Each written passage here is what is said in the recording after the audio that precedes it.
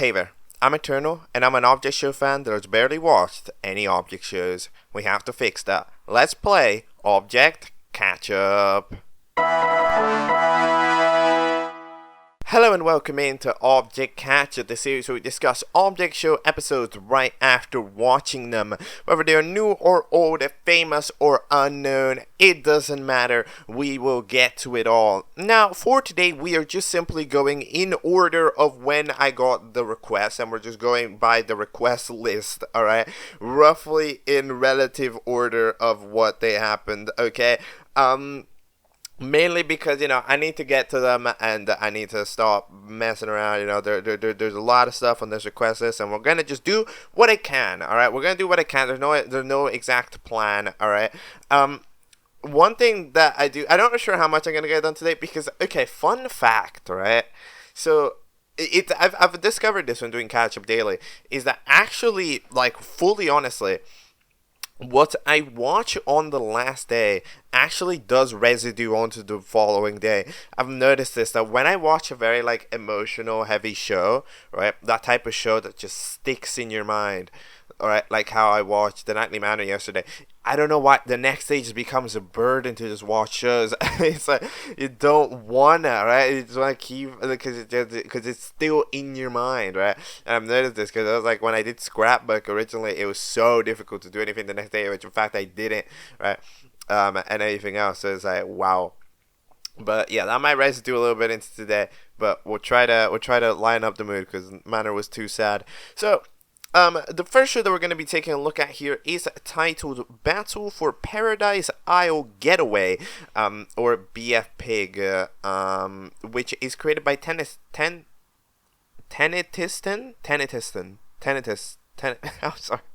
I'm sorry, I don't know how to say this name. Tennitiston, I don't know, but basically they recommended me to watch their playlist called Large Cast Slop Shows, okay, their terminology, not mine, which has a lot of shows listed in it as things to watch. Apparently these are the large cast slop shows. However, the problem is that there's 20 of them. I can't watch all of this stuff for one request. There's a point that's too much. This is that point, right? So I will decide that, but I still wanted to satisfy the request a little bit. So I'm going to watch their own quote-unquote large cast slop show that they mentioned, which has 6 episodes. It's titled Battle for Paradise Isle Getaway. We're going to watch all of it, starting with episode 1, which is titled Series Starter. It is 2 minutes 39 long. I don't even know what a large cast slop show is. Let's find out. Here we go. Alrighty then, so that is episode 1 of Battle for Paradise Isle Getaway. So, we have here our host Tompat and the 64 contestants that make up the series. That is a lot of contestants indeed. So we've covered the large cast part. Now, I don't know about the slop show part. I mean, it's okay. I'm trying to count, what makes, even though I'm not watching the other ones, what makes a large cast slop show, right? What style are we going for here? I believe that our definition of a large cast slop show is a show with an extremely large cast, however, a short runtime of sub 5 minutes per episode. I think that's the idea. Because, in that playlist, BFB, despite being a super large cast, LiminalLatte Battle, despite being a super large cast, those aren't actually included, so they're not a large cast slop show, right? Because presumably their length justifies their character count, so I think the idea here is that we're having a super large cast, however, not enough time, so we're directly not even introducing majority of the characters, we're just kind of YOLOing them, right? So we have here our challenge, which is to name your team. It's about as simple of a challenge as it gets. Every show at some point in history has done this challenge. And then we have ourselves a team. So electronic fruits is a bunch of fruits and a couple of electronics. Okay, to be fair, every team does do a decent portion of team naming, right? No team directly didn't name their team correctly, like, because of course a lot of the time when people go team naming, it's like, oh haha, you see, they're gonna say like the word yes, it is gonna be the team name, right? But they actually don't do that here, which is actually original somehow. Them actually naming their teams decently is somehow it works. We have electronic fruits, cubic square, handheld, epic minigames, yes, epic minigames, sunset sky isle, leaping lift, the squishy key limes, and clear talent. The two teams that apparently have the worst name and therefore are up for elimination are handheld and leaping. I don't know why, it's because the logo is weird, and leaping lift. We have our voting screen. Terrible voting screen, by the way. It's like, it keeps the background of all the teams on a... Like, okay, it's cool to have the icons remain in the same spot for the voting screen, but you need to get rid of the name of everything else. There's just text on top of text. It doesn't look good. But, yeah, so on Team Handheld, there's Medicine, who speaks, Avocado, who I think also speaks, Ice Pop, Vacuum Process, Doorbell, Purse, Log, and Nail Polish. And on Leaping Lift, there's Starfruit, Fez, Stalking, Glue Stick, Cantaloupe, Cheese, Mouse, and Baseball. I like the designs of some of these fellas on Leaping Lifts. I like the Baseball having one eye, Cantaloupe not speaking, the Cheese doing decently. Okay, I'm predicting the Starfruit gets eliminated on one end because of the eye similarity, and on the other one, Doorbell, because you can barely see, because, but they do have eyes. No, I'm saying Doorbell. I don't know what it is about the Doorbell. The Doorbell is giving me eliminated character vibes. I think those were the two worst names. I mean, they weren't like amazing names. I'd put up Clear Talent up for elimination because it's kind of weird. Who's this sketch character on Clear Talent? They actually look really interesting. They're the one who names the team, right? Yeah, okay, that's interesting.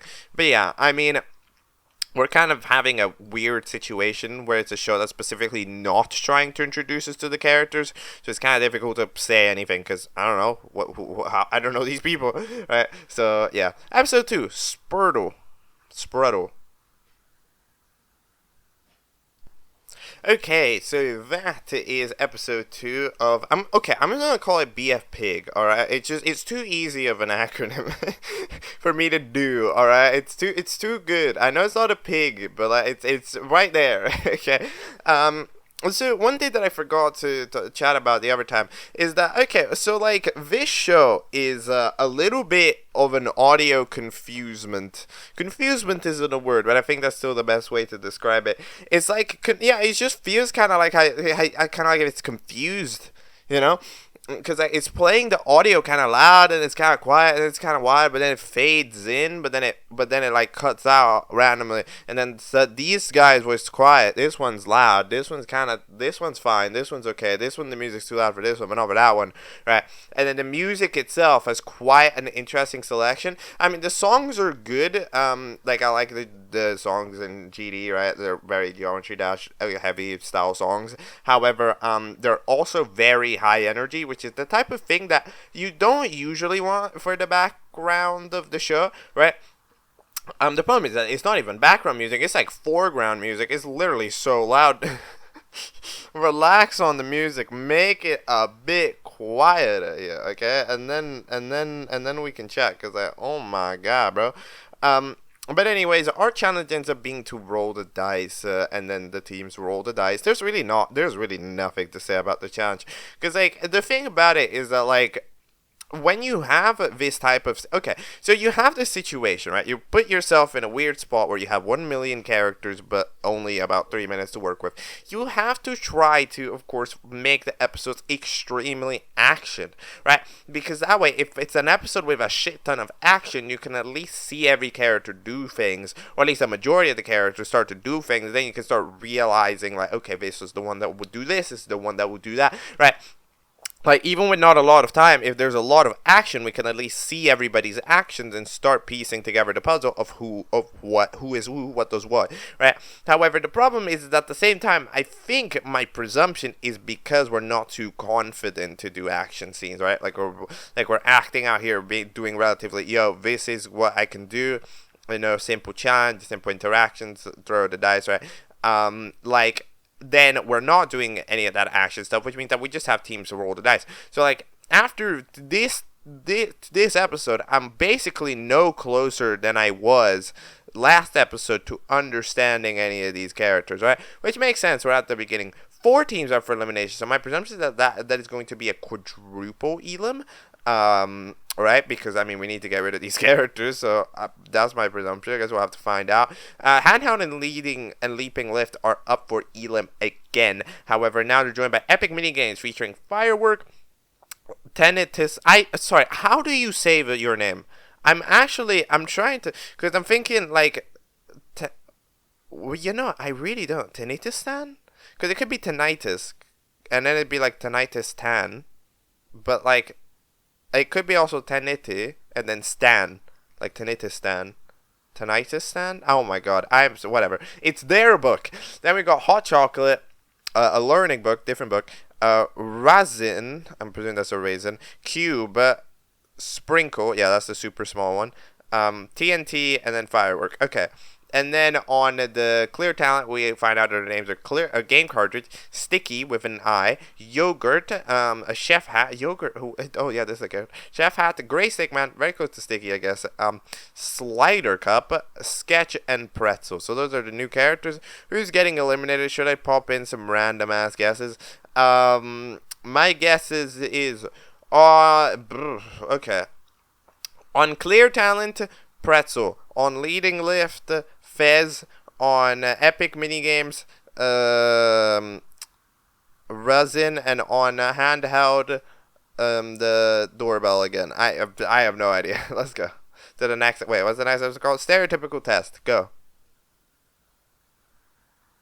Alright, so that is BFPIG 3 Stereotypical test. So, a lot of what I've said in the last episode applies nearly, quote-unquote, exactly here. So we end up having a couple of quick interactions here at the beginning. One, wondering why Cantaloupe can talk. The cheese fella is like, yo, why can't you talk? And I don't know how they expect Cantaloupe to respond, but Cantaloupe just shies away from the conversation. I mean, if they can't explain it, then I guess it's kind of like, yo, I don't know. But eventually we go to the elimination called Climate Time. So, there's extremely loud music, depending on the moment. The elimination time, there's loud music, and it just depends, okay? That's kind of the thing that's weird. It's not that the music is globally too loud, it's just that it's sometimes too loud. It kind of depends on this track, right? Which is like, yo, balance your audio a bit more. But other than that, it's like, yeah. So we have ourselves the 4 teams up for elimination. Okay, so what is going on? So the people with 2 votes are, wait, Sprinkle, Ice Pop, and Raisin. However, Baseball tied with 2 votes. Their team gets to choose who gets eliminated. So they choose Faz, and then Raisin got their vote before Sprinkle. Sprinkle was not eliminated, and then the most votes on the other team was Pretzel with 1 vote, so they get eliminated. So that makes Fez, Sprinkle, that makes Fez, Pop Fella, Pretzel, and Raisin being eliminated. I didn't understand a damn thing, and I just tried explaining it. I have no idea. I somehow got 3 of them right, I think, even though I have no idea how it even happened. But yeah, the teams have a rebrand. Why do they have a rebrand? Hold on, wait. Is it because there's less teams? Hold on, 3, 6, 7. Wait, hold on. 1, 2, 3, 4, 5, 6, 7, 8, and now there's 1, 2, 3, 4, 5, 6, 7. Okay, so there are less. So there is 1 less team. So I guess that's why we rebranded. But that is kind of weird. How, like, you know, that was the entirety of the challenge, but now it's just a skip. Okay, who are the new teams? Inanimate Pentagram, sure. Equilateral, yeah, that's a lot of, I guess, equilateral. Numeral Setting TT. Okay, Technical Technician. Alright, the Grand Grassers, for some reason. Cauliflower, very white. And then mostly Redstone, because they have the explosives. Okay, I see. and then we have the challenge being the test. So okay, just my opinion is that, like, again, to make a good large cast show that's also fast, you need it to be extremely high action, I think, in my opinion, right? Because, like, the thing about it is that this just isn't that interesting, right? Like, we have a set of 60 characters that we don't know anything about. They take a test silently that we A, don't get to see, and B, don't get to see them do, and then the host just says, yo, these are the teams safe. Like, it's not an interesting thing to watch, right? So, like, in general, yeah, all these challenges have had the same topic of being all very simple to animate, right? Which, again, it's smart on that aspect. If this is what we can do, then I guess that's what we should do. However, in a way, I'm still like, yeah, mildly not interested. You know, it's kind of that thing. Alright, time for BFPIG 4, Debut Frenzy. Alright, that is episode 4 of the show that is trying to break the world record for most amount of people in a show. Probably, I'm not gonna lie. Nah, I think they made like a 1,000 people on the show one time, but, like, I mean, it is just wow. So the amount of debuters that are available, I think, are 57. You have like how many? You have, I think, 57 choices of who you want to debut. Half of them are just designed by the creator, which I think is really funny. How like, okay, I mean, you got to be fair, a decent number of recommended characters. However, like, nope, we need 30 more. Time to design 30 more characters. Ain't no way. I need some of that. I can't design one character. I got to design one character to be to be the face of the challenge, to be the object OC, because I'm trying to do that. I can't do that. I can't do one of them. Big bro comes out here with the 60 character designs, like, bro. But yeah, I mean, there's a lot going on. So the characters get eliminated based on something. I thought I understood it, and then I didn't understand it. So okay, those are eliminated. The sticky, the sock, the sprinkle, and the whatever you are, green lemonade or whatever. Then we have all of our voters. I could not tell you. This show doesn't get many votes, right? Like, the max I've seen a contest eliminated is with 2. To be fair, there's about 1 billion people up for elimination every time. But, like, the most I've seen is, like, 2 votes, right? So, again, my presumption is that it's gonna be somebody from, like, a Recommenders character.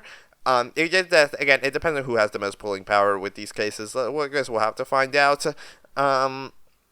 But yeah, 5 characters also got eliminated just because the host felt like it. So goodbye Airhorn, goodbye Blue Speaker Box, goodbye Nail Polish, goodbye Remote. You actually look cool. I'm sad that I never got to see you properly speak. And goodbye to the Ziploc bag. So they are dipped. The 57 characters are up for the voting. And yeah, this show's okay. I mean, you can kind of tell what it's trying to be, right? Like, it is sacrificing on nearly every front to just be an object show with a really big cast, right? Like, that's the idea. The idea here is, yo, we're gonna make a show with like 1 billion characters. We're not really gonna get to show them off, so the fact that there's 1 billion characters is kind of irrelevant, right?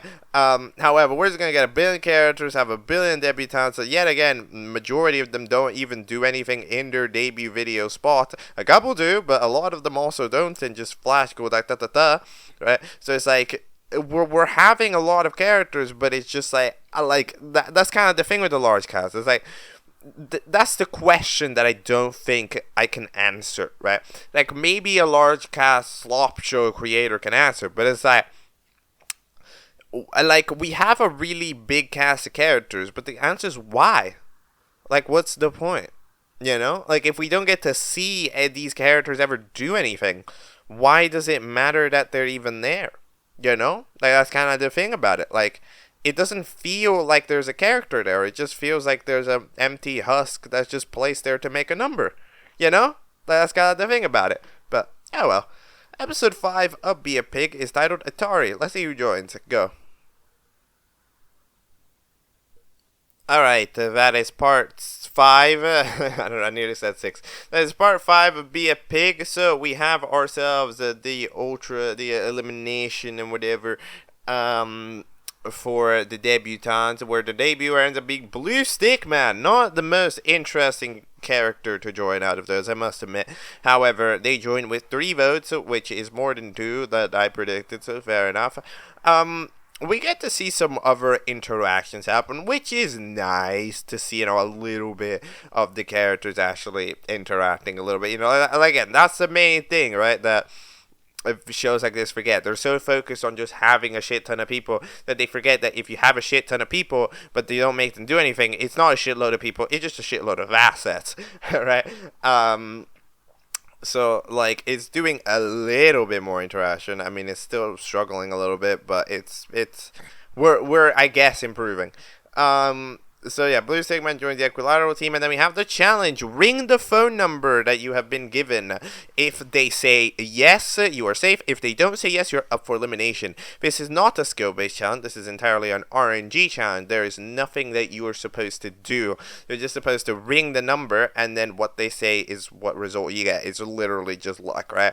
It'd be a more interesting challenge if you had to get them to say yes. Like, for example, ring the number and get them to say I love you or whatever. Like that type of challenge, right? Where it's like you need to get the person on the phone to actually say something specific. Yeah, that'd be cool. However, that's not what we do. We're just doing a simple yes or no. It's a quick challenge. Like, it's fast. It's just it's a nothing burger. It's like, what's the point?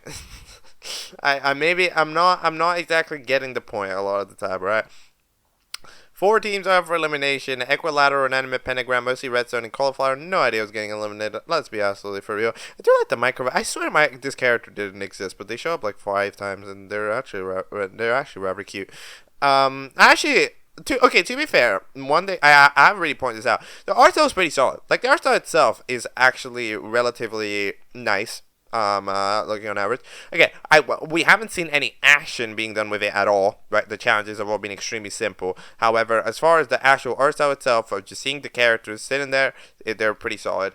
The assets themselves are also nearly all of a relative quality, where it's like, yo, if this was a show, like a if we did an actual proper show with interactions and a storyline and action with this type of animation, I think it ends up solid. It ends up solid, especially for Flipper Club. It's very nice. I enjoy it. However, yeah, it's just kind of that situation that the show in general suffers from. Well, time before, but okay, the episodes have been slowly getting longer. I've realized they're like 10 seconds every time. We're like making progress. Done. All right, time for episode 6, which is the latest, but and also the longest. Lucky Leap, go. Alright, so that is episode 6, and there's actually quite a few things to chat about here. So, at the beginning, we yet again have a couple of little lines of one-liners. We have ourselves climate time. So, okay, interesting thing, by the way, that I haven't noticed. Anytime a thing happens in this show relating to Top Hat, in terms of Top Hat appearing, Top Hat teleports somebody away, there's always a click sound, like a... I don't know if you could hear that, but it's like kind of... like, hold on. Like that. But like, there's always like one of those, but it's like, it's interesting, cause I don't know if it has anything to do with anything, but it's a pretty consistent sound effect that plays. It's like one of the few decisions that the show does actually have 100% down. We end up having the eliminated contestants, according to like the one vote or whatever, being PS1, Sketch, Slider Cup, and Purse. PlayStation 1. Now that is many things, and a PlayStation 1 is not one of them. That is like a DVD player at best. What is that? Sad for Sketch getting eliminated, and I don't know if the creator might be sad as well, because they got screen time even after getting eliminated.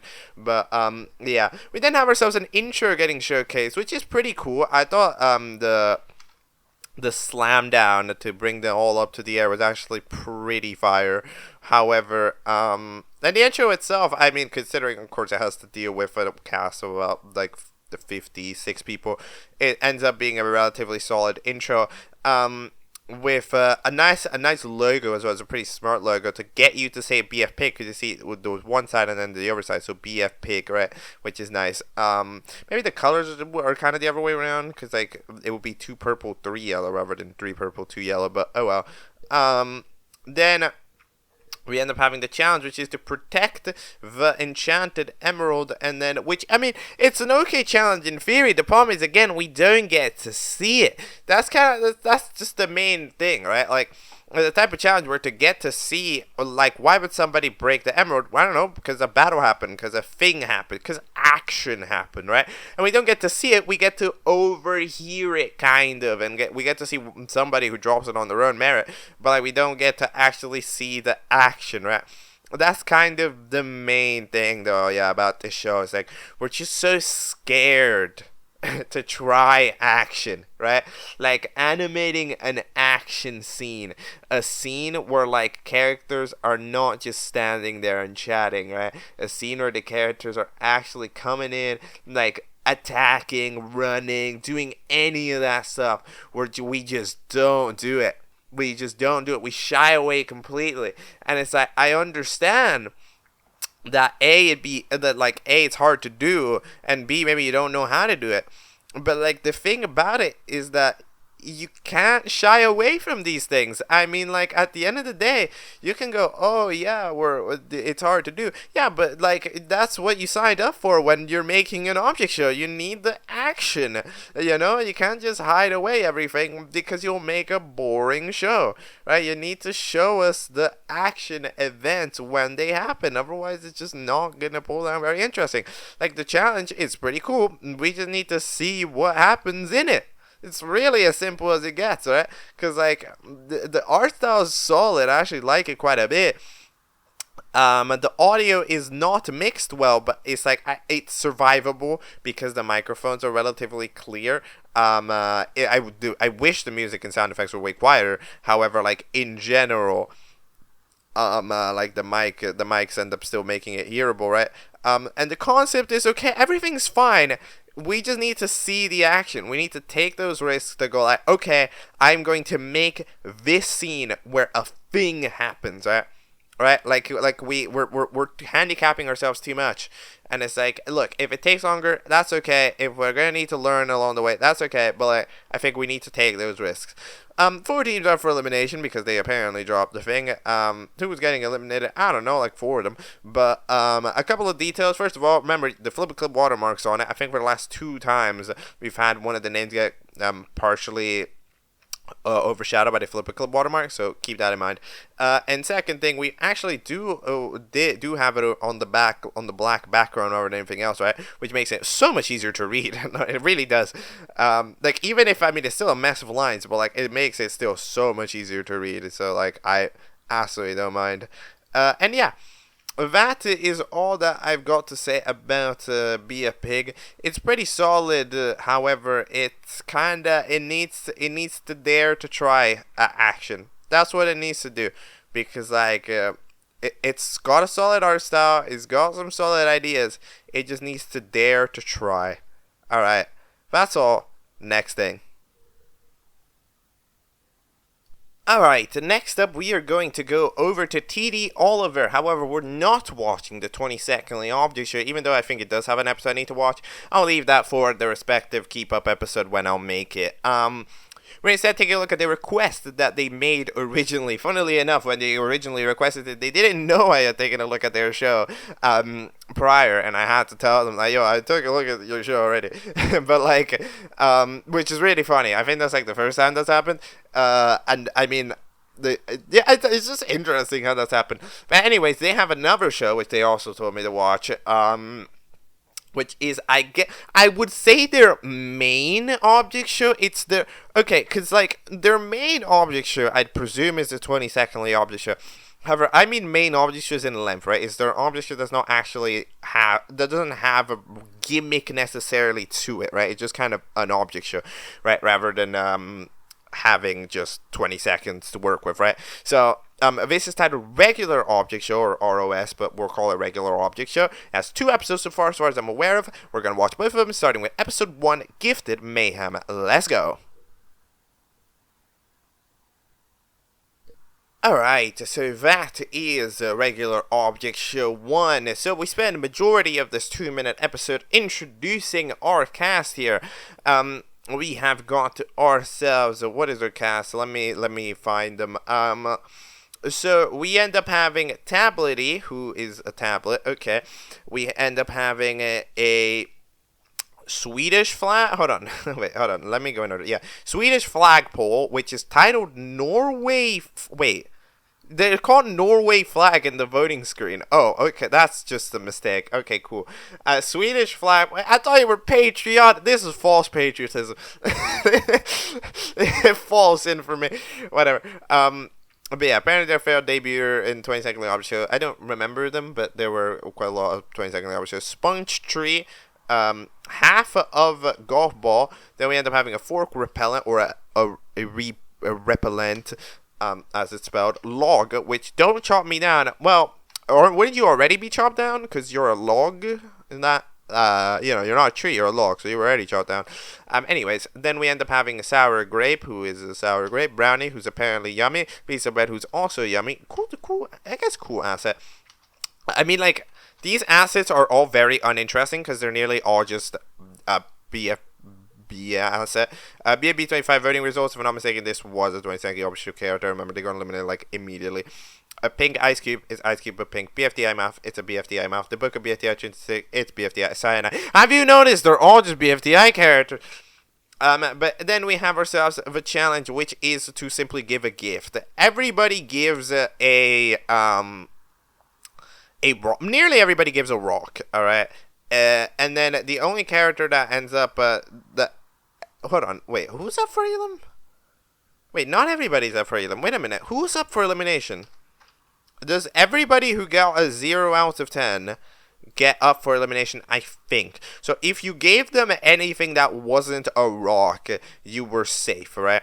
Which means that the characters that are safe are not Swedish Raffle. We end up having half Golf Ball, because they gave a Golf Ball, which is decent enough. Fork Repellent, I think is the right. Wait, was Fork Repellent up for elimination? The 2 people. For opponent and Log are safe. Okay, yeah. And then Log gave a Norway flag, which Norway really enjoys. Which, I mean, okay, I understand the joke with the gift. Theoretically, Norway would already have a Norway flag, though. So I'm just saying, it wouldn't be that good of a gift, but like, okay. A Swedish flagpole gets a negative 100 out of 10 because apparently it's bad. I mean, like, I don't know. This is the classic question. Are the Nordics friends? I feel like they have like their whole friendly rivalry going on, right? In media, I watch virtual videos sometimes. it's a thing. But yeah, who's getting eliminated? I don't really know. It's interesting. What do I think? I think that like this episode was okay. The challenge, everybody gives a rock, which is kind of dumb, but at the same time, there really isn't much in the environment, so it makes sense enough to really logic it out, right? So like, I get it. And also, Sponge Tree definitely gave a yo-yo light. Like, that's definitely that's a yo-yo light right there. I'm gonna be absolutely for real. Anyways, I'm talking too much. It's time for episode 2, which is way longer than the first. Light up the mood. Let's go. Alright, so that is episode 2, and currently the latest episode of the regular object show. I'm not sure if this object show is actually getting worked on. I don't know if like this is a show that we're doing, but either way, this is a thing that is indeed happening. So we end up actually splitting into duos for this challenge, which is something that I was going to point out. I completely forgot to, but yeah, I was like, yo, individual challenge for something like this is kind of weird, right? Because it's like there's so many people around, you know, like we were like, what, 7 people up for elimination every time? Like, it's, when especially in my opinion, when you have a not very high amount of voting numbers, right? Like the amount of people voting, when it's not actually that many people, right? I think that in my eyes, when that's the case, you need to lower the amount of people up for elim as much as possible, because you want to make it a more direct decision, right? Because like, that way the viewers can at least arrive to a consensus. Because when a character gets eliminated with 3 votes, it's just kind of weird. Because 3 votes is not a lot of them, right? And like even then, 3 votes comparatively to like 24 total, like it's not a lot, right? And it's some problem that even like the last show that we watched, BFPIG, had as well, right? But yeah, let's chat about K-Cat Lake. Yes, K-Cat Lake, and we have a K-Cat Lake song, and they're all on a platform. We get the votes, and we show them off, and they get cake. I'm not gonna lie, there might be BFDI alts that are less similar to BFDI than this show is. And I don't watch BFDI alts on purpose. So, interesting situation. But, yeah, it ends up that the eliminated contestants end up being non-existing and the sour grape. So goodbye. They've been eliminated. It's kind of unfortunate. I thought the sour grape was pretty cool. They were at least one of the more distinctly personality characters that were given. But yeah, well, it's not. So Log eventually decides to team up with Sponge Tree because they don't do anything. And then yeah, we light up. Okay, how do we light up the fellas? So Let me go team by team. That gets safe. Okay, so the team with the pizza bread, and then the other fella, the glow flower. I don't remember what they're called. The glowberry, I think. They just managed to make it glow. I think they just like touch it. All right, they just have the power of glow. They end up being safe immediately. That makes perfect sense. Then we end up having the BFDI mouth, which manages to turn on the light bulb by brushing their teeth, which makes their teeth super shiny, and I guess it harnesses onto the light bulb, which picks up energy. Sure, I mean it's of course very fantasy, but like, hey, if it's I see the process, I see the vision. That's a nice way to win. I like it. I'm surprised that the tips and tricks didn't know about this, but yeah, and by some other raw magic, Log also manages to turn it on, presumably with the help of non-existing, which, yeah, you can't really eliminate non-existing because they don't exist, so they don't have any physical presence. They just have a voice, and their voice can be heard from anywhere, right? Like, you can't kick it out. So non-existing remains there, and it's going to help Log from afar. It's interesting. I mean, I'm not sure what we're going to end up needing to do, because at some point, presumably non-existing about to get busted, but I don't know what they're going to do about it. And meanwhile, the Swedish flag okay, so what happened? Oh yeah, BFDI 25 results dies in a fire because the plan of the half golf ball was that if you engulf the light bulb in flames, it'll pick up the heat and light up. No, that's not how that works. I don't know why BFDI 25 needed to be there as well. I think they were acting as like the match fire or whatever. But yeah, it was not a great plan. And then while we're doing that, Swedish flag and Forward Repellent, who were debating, Forward Repellent gets pushed into the fire as well. They all just die. Right, that's just a global fail. And then the last one is they're trying to light up with a potato, which does work. However, both teams end up collaborating to team, like both Swedish flag and the other team of Pink Ice and Cyanide, end up sort of actually teaming up to get the potato to turn on. So they end up going, yo, Swedish flag, all right, you gotta go now. We're gonna push you into the fire. And they don't really get pushed into the fire. They just turn on the fire's mysterious black hole magnetic range that gets the Swedish flag to just yeet themselves in there. So unfortunately for them, they are now up for elimination alongside a couple of other fellas. The BFTI 25 voting results: half a golf ball, brownie, fork repellents. I swear this name is constantly ever changing. Tablety, and then the Swedish flag. My presumption for an episode 3 would be that the BFDI 25 voting results get eliminated because they barely do anything in this episode. They just kind of die. And die by accepting a dumb idea, right? And they were also nearly eliminated the other time. So my presumption is something along those lines. However, yeah. What I think of this show, it's alright. I mean, I see the narrative vision. You know, like, I think that the challenge portion itself has been pretty thought out. You know, like, the challenge portion itself has been pretty thought out. I think that this cast is rather weak. It's a very weak cast, right? Like, instead of spending any time trying to design characters, we've just kind of ignored that fully altogether. So We've made kind of a couple of awkward BFDI rehashes that aren't like great and aren't like super interesting, right? So yeah, and then we've not spent a lot of time introducing them. So it's kind of this thing. I don't think the cast is great. I think that the challenges are done pretty well, especially this challenge. I actually like watching this challenge quite a bit. So yeah. Because, of course, we need to chat about this in a way because, of course, this is the 22nd Leon Show creator. That's the main thing that they do. But so when we're talking about a longer setting, right, we need to talk about the writing. But I think the writing is fine. I just think that this has had some problems within its fundamental, right? It's kind of a show without a setting. It's a show without a prize. It's a show without a reason for them to be there.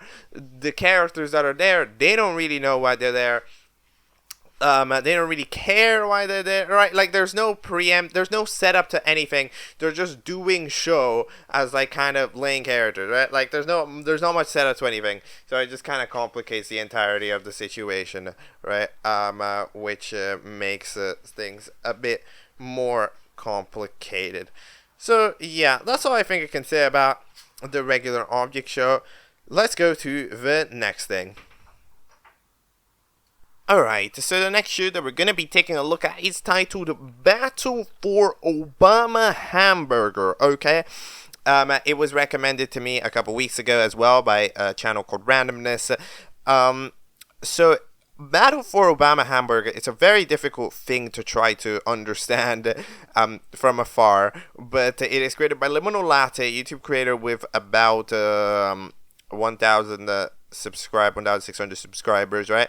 And they made this series, right, called Battle for Obama Hamburger. However, it's one of those series that kind of drowns itself in like an intertwined web of seasons and lore and shorts and stuff. So it's kind of difficult to understand what is happening from like, what do I need to watch, right? However, what I'm going to do is I am going to respect one simple thing: the Battle for Obama Hamburger Season 1 playlist. Why? Because it seems to still get video releases to it, okay? I believe. And even though there is apparently a series called Battle for Obama Hamburger Reheated, it is apparently non-canonical or something. Non-canonical, and it's had less videos on it, so we're not watching that for now. We're watching Battle for Obama Hamburger Season 1, and at the end of the day, that's also was the recommendation, which is we watch Battle for Obama Hamburger, was to watch Battle for Obama Hamburger Reloaded. So we're watching Battle for Obama Hamburger Season 1. Now, what I'm going to do, this playlist does seem to be relatively, like, well thought out in the sense of the way that, like, the episodes are structured. So what I'm going to do is, I am going to watch all of the videos on this playlist. However, I'm only going to come back and chat with you about the episodes themselves, right? The full number episodes. I'll watch the shorts in case they're important, right? I mean, we're listed as canon and everything. So, we'll do that. Basically, I will come back to you once I've watched 7 videos, because there's 6 videos to watch before we actually get to episode 1, but I'll catch up with you when I've watched the episode 1 of Battle for Obama Hamburger, and I can give my conversation about that. Alright? Okay. See you then. I will be back. Alright, so I just watched Battle for Obama Hamburger episode 1, which, is certainly a video. To be fair to those skits, even though they're like mostly not very relevant, I think, and they're also, a lot of them were like 4 seconds long, they do help to actually warm you up to the characters that are there, so that when they eventually get introduced officially in episode 1, they're not super new, right? So you at least have an understanding, okay, this guy is this, right? Instead of being like, okay, who is this guy and what is their name, right? You just need to figure out their name, right? So that you kind of understand already. And I think it makes sense. So, where the hell is this being voice acted? Because there is an unreal amount of background chit chatter, and for a moment I thought that was placed there on purpose, but I don't think it is, because it does swap itself in and out depending on who's talking. But like, no, generally, it is the most incredible. It sounds like we're in the craziest party that is somehow both inside and outside, because sometimes, it's like, okay, it's like we recorded this at a party, and it's like in there's like freaking a baby screaming the entire time, or we go outside and there's freaking a mountain of wind incoming. It's actually crazy. We do not have peace of mind. It's like we were like, yo, I'm gonna go to the busiest place I know, and then I'm gonna record an object show there. Again, the mic does a pretty good job of picking up the voices, but like, holy shit, what in the world is like even happening? Because I don't even get it. But like, okay, what are we on about? Okay, so we have our characters. Our characters are Mr. Green's belt, who is a belt and is Mr. Green.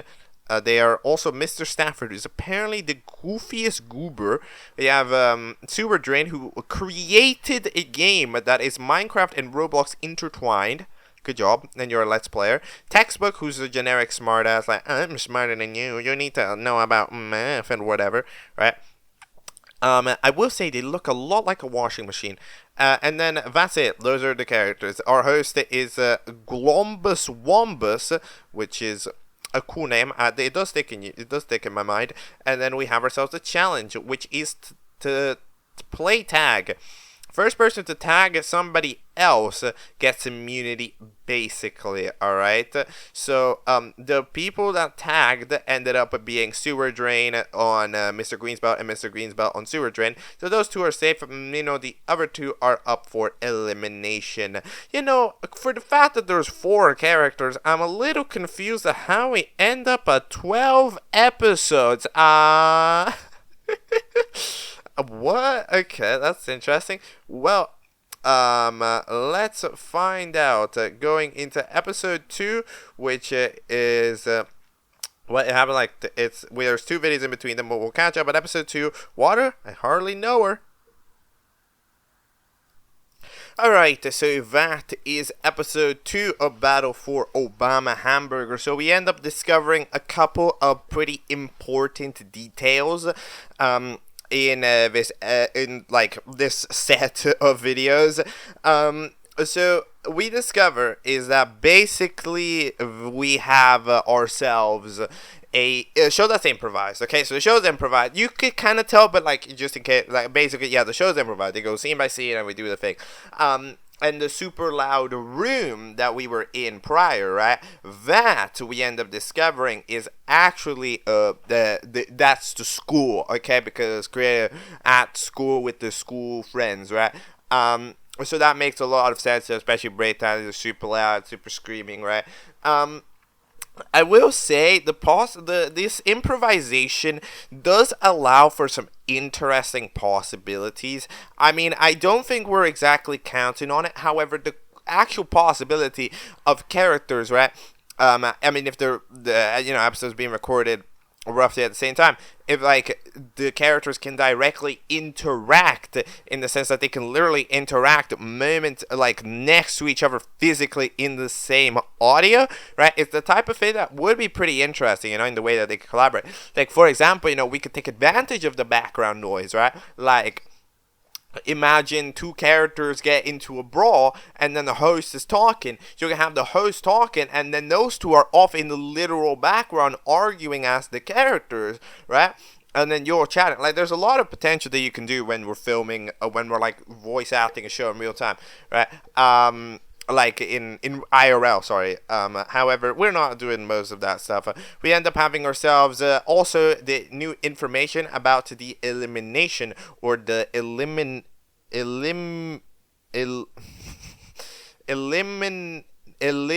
sorry, I'm trying to read this the way they said. Eliminarian. The Eliminarian ends up being a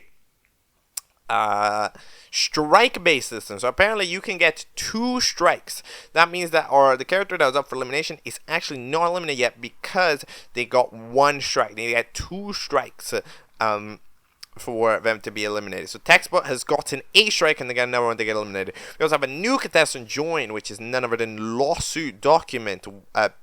Yeah, because they exist.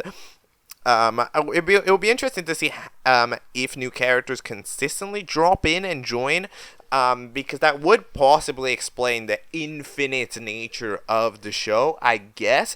It could also be a methodical way to like also, you know, if we're getting some other people into you know, other people at the school want to join in.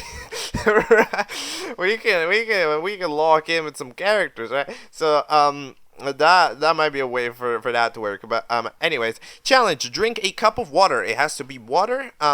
Actually no, it's actually not drink a cup of water, just drink water is what it ends up being. From the puddle, we end up having drain, like the drain, the sewer drain ends up getting a bottle of water, which they end up, they have a bottle of acid and a bottle of water. Why do they have a bottle of acid? I don't know. They really did just feel like it. There is no logical explanation. But yeah, despite not even drinking the water, they're safe. They gave it to Mr. Green's belt, which ends up dying. So goodbye, because they drank the acid. Then the other fella to have drunk is okay. So so what happens is there was a rain cloud, and I was like, okay, I'll just wait for it to rain, and I'll drink the rain, and I'll have drunk water. Okay, good strategy. However, then the new character lawsuit document ends up sucking up the rain cloud, so it ends up in the vacuum, and now the rain gets all picked up by the vacuum, so they can drink from the vacuum. However, sewer drain ends up stealing the vacuum and drinking all of it for themselves, so nobody else is safe, which is interesting. And then the last character tripping into the pool is Textbook, and I guess as part of the tripping, they technically consume a quantity of water, which means that they end up being up for, like, they end up being safe. So the one strike isn't there. I would presume I would make a graphic absolutely with how many strikes each character has to display in like the intro or something, because it does seem to change per episode. So like I would absolutely do that. But other than that, there's really not much to say here. Lawsuit document: Mr. Green's belt or Mr. Stackers, who is getting a strike. My prediction is probably Mr. Stackers, because they're kind of the middle of, like, they're not the new fella, but they're not the fella that got done dirty, right? So that might be my presumption. All right. Okay, it is time for me to head over to episode 3. There's about 4 sketches in the way to get to episode 3. I will be watching those. We won't be talking about them, but I will be watching those in case they are important. So we end up going to episode 3, which is titled Mr. Stackers Finally Dies. Oh, that was not, I didn't read the title by the time I predicted Mr. Stackers. By the way, when a title says something, that means it's not happening, right? So like you gotta remember that in your brain. All right, I'll get there. We'll talk about it. Okay, so that is episode 3 of Battle for Obama Hamburger, and I'm not gonna lie, I'm starting to realize how we get to 12 episodes. It's because this is meandering on and on. So we spent like the first half of the video not really doing much of anything. We just kind of yap and shit, which it's fair enough. You know, I feel this is a thing that's been happening in nearly every video that I've noticed, is that like it's like we're doing everything that the characters say in the recording session ends up going in the video, right? Like it's improvised in that way. However, it's like the characters need to get warm. It's like we need to get warmed up to the character before we can actually do anything. Which means that we end up having like about 3 scenes, which is just the character going like Minecraft, Roblox, intertwine, and it's like so they just say their line roughly every time. And then not much. One thing that I am going to point out is in this episode we actually do get to see characters live act out with other characters, which is great. I really like that, because like at the end of the day, it's one of those possible unique powers, right, that can make it stand out. The fact that it's literally both of the VAs for a character, they're right there at the same time. They can literally bounce off each other, especially in an improvised show, right? That can be really funny. And they do that a little bit more in this video than usual. I don't know what the screaming in the background is. Is that somebody from the cast, or is that just a different person who is just screaming help? What is happening? What is happening? what are we doing out here? But like, it's interesting because it's like you know, it's it's cool, right? For example, I think a lot of moments that people really like are like, for example, those II live streams. You know, the live streams that the II people do, and they end up having like the voice actors for the characters there live, and sometimes they're even literally live acting as the characters, right? And it's like those interactions, they give off this entirely different vibe because they're A, improv, and B, they can so much, like, even a show that feels human, at the end of the day, there's just this kind of randomness to the way a literal human conversation goes, where it's like, it ends up kind of feeling unique, even though even though the writing itself feels human. When you see just an improvised conversation between two people acting as a character, it also it just feels that additional step, right, which is nice, that additional level of unpolishedness, of awkwardness, right? That's like pretty cool. But anyways, the striked contestant ends up being Mr. Green's Belt. Actually, I'm surprised. I don't know why we don't like Mr. Green's Belt, because, you know, they did give off a vibe of character that got you know, more how do I say this? Bullshit, right? Like, they got unfairly done. I mean, I guess they didn't notice that it was acid, but to be fair, it looked exactly the same as water, right? So, like, and they did get tricked into being like, yo, I got a bottle of water for you, and then proceeds to hand out not a bottle of water for them. You know, like, what is, like, you know, it's technically not their fault. So I'm surprised at that. And then we end up starting the challenge, except we don't start the challenge, because we end up having a couple of people. Oh, you should. Telling a paper object you should go to the paper shredder is crazy, bro. That is wild. I don't know if I wonder if that's a guy from an object. That is insanity, bro. That's crazy. More people should probably use that. I'm not gonna lie. Like, that's kind of funky. But yeah, we started a challenge, but then I don't know, break time was over, I guess lunchtime was over, and we can't wrap up the episode of that today, so we get to instead vote for a character to receive an advantage. So who's getting the advantage? Who's the favorite? I'm trying to calculate who would be actually the favorite. I feel like Textbook is the favorite. No, Drain Sewer Drain is the favorite. I would predict that the ranking roughly goes Sewer Drain, Textbook, Mr. Poppers or whatever, Lawsuit, and the Belt. That's my presumption. However, it could be the literal opposite way around. I have no idea what we actually like here. Anyways, episode 4 doesn't exist. Oh. Wait, what? Episode 4? Hello? Are you there?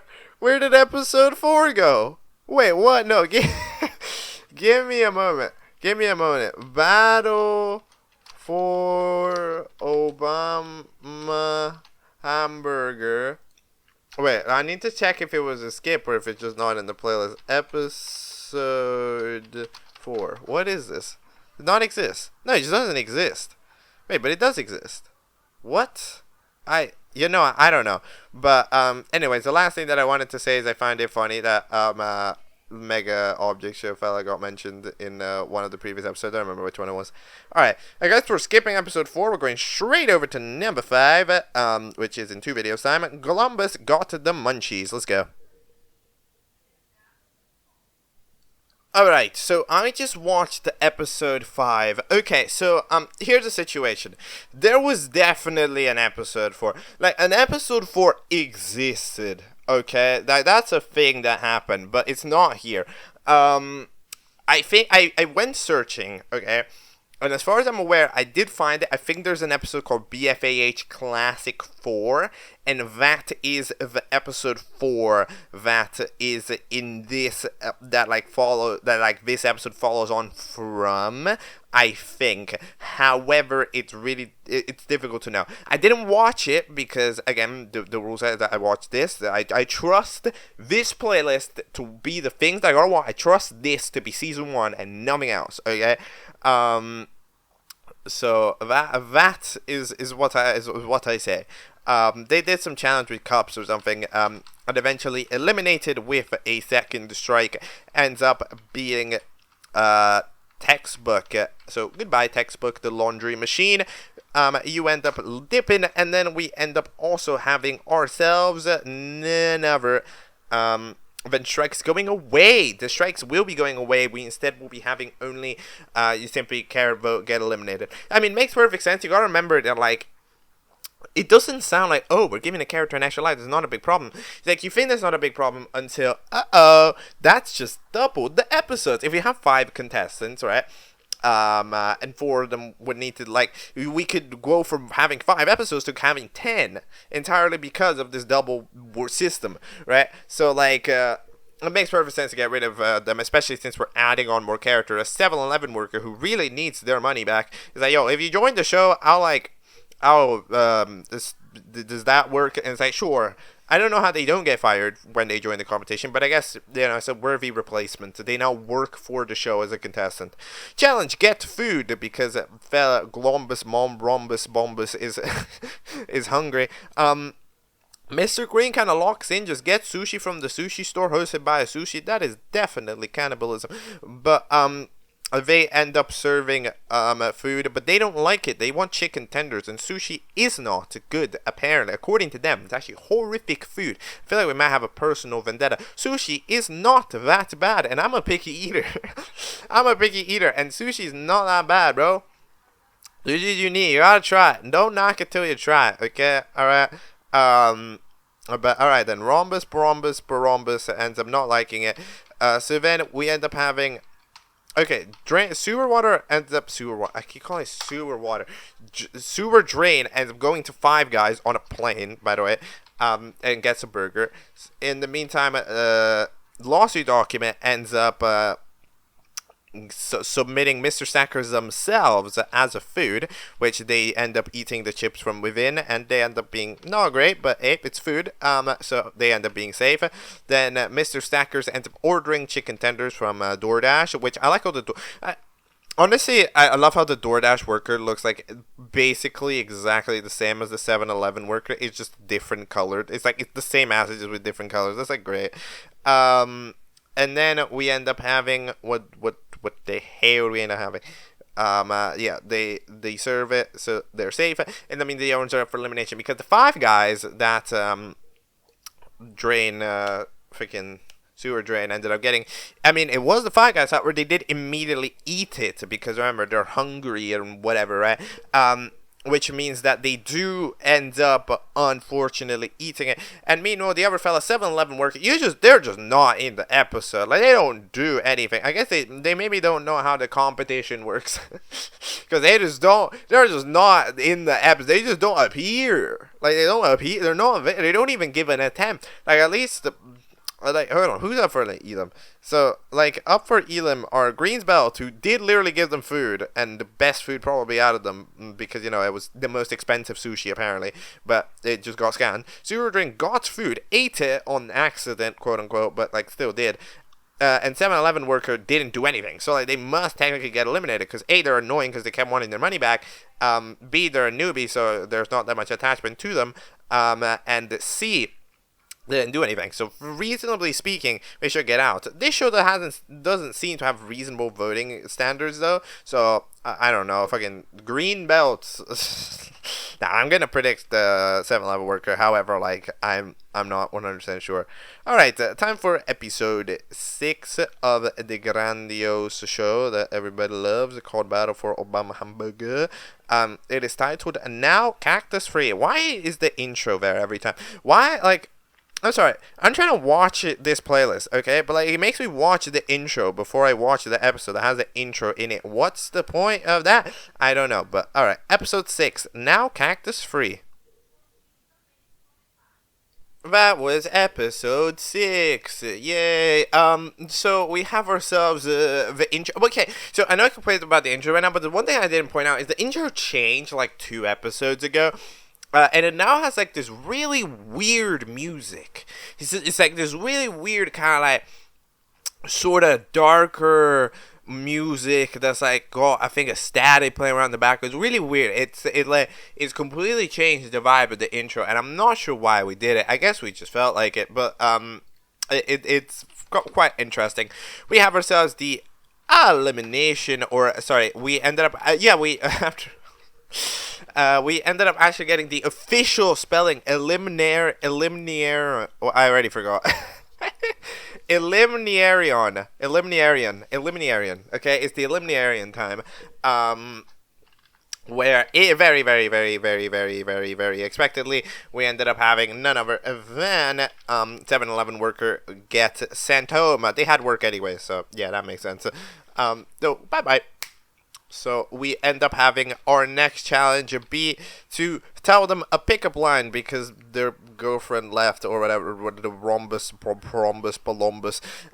ended up leaving. So we get to hear some pickup lines.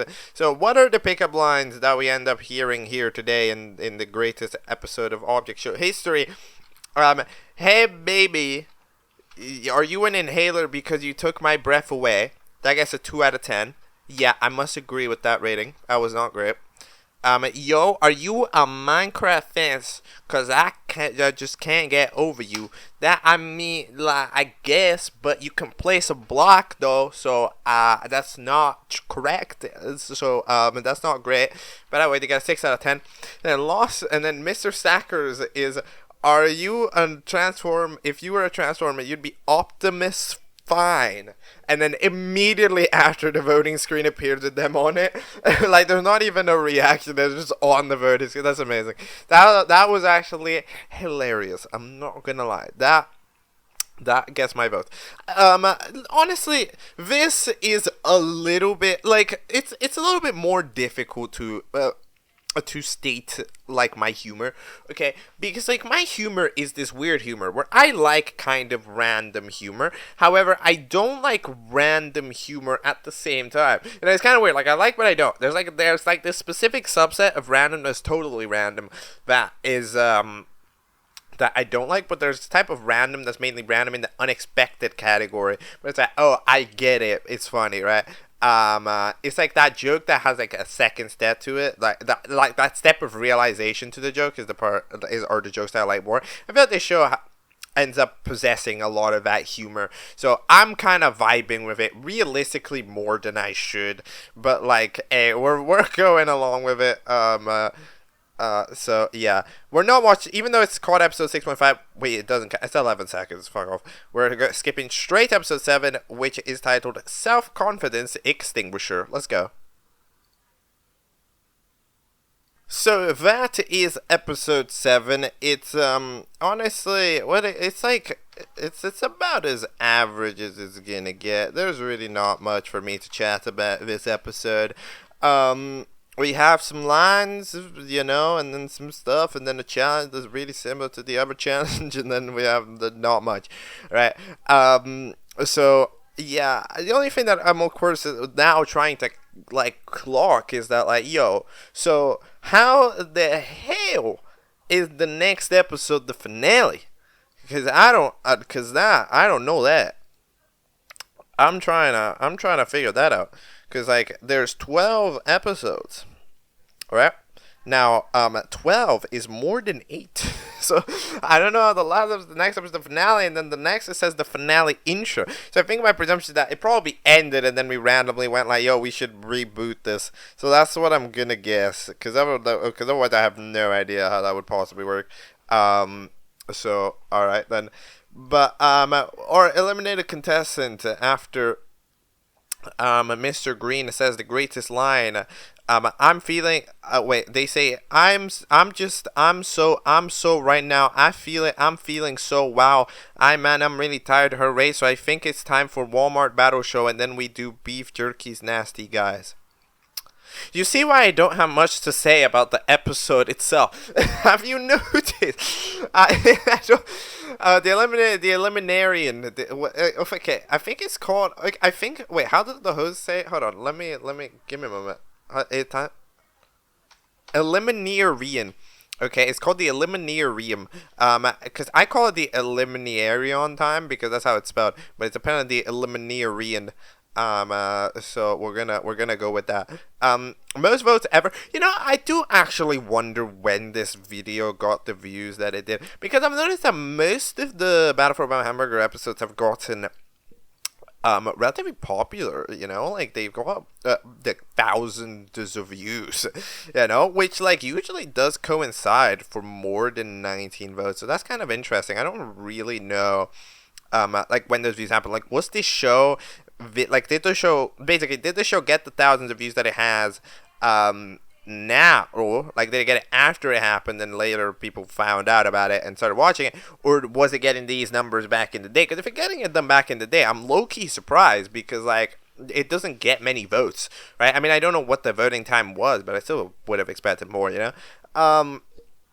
Eliminated ends up being Mr. Snackers, who's just not there. We don't know why they're not there. I mean, it's probably like lore. I don't know. We're trying to set up some finale lore. We're speedrunning some of it. I don't know, because like there's no direct reason that I can currently imagine for them to be gone, other than they just kind of felt like it. Because I mean, they did it.